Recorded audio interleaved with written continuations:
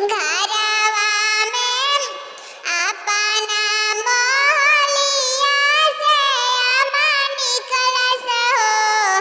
सुनी समिया जो हमार अपने दुलारी बेटी ससुरा गइली हो।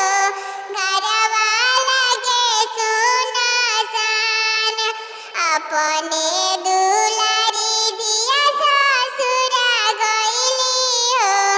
घरवा लगे सुनसान अपना किचन रूम से चाची निकलस हो। सुनी प्रभु अरज हमार आँखी के पुतरिया ससुरा गइली हो।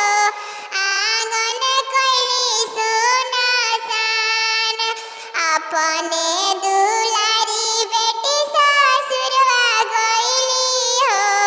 महल कइली सुनसान दुआरा से भैया आंगन अइले हो।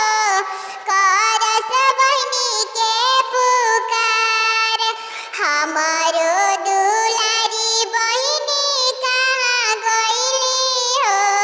घर लगे सुनसान हमारो दुलारी बहिनी केने गइली हो। आंगन लगे सुनसान अपना मोहलिया से भाभी बोलली हो। सुनी प्रभु अरज हमार रउरी बहिनिया ससुरा गइली हो। घर के गइले बालाए रउरी दुलारी बहिनी ससुरवा गइली हो।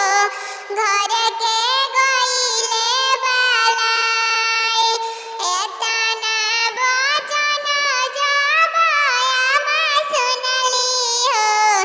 धरे झर झर नीर घरवा के बेटी करे जा रहली हो। काहे कहेलु बालाए घरवा के धियावा करे जा रहली हो।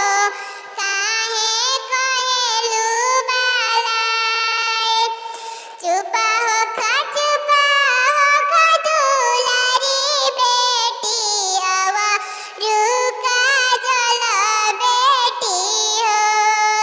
चुपा हो खा रानिया बेटी अवा रूम धुआ बेटी हो।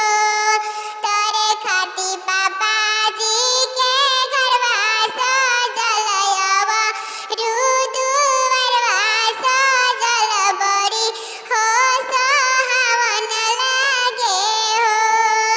तोरे खाती भैया जी के घरवा सजल अवा दुआरवा सजल बड़ी नीक लागेला हो। कैसे चुप रही पापा तोरे घरवा रात भर के बसड़ा बाटे हो। कैसे चुप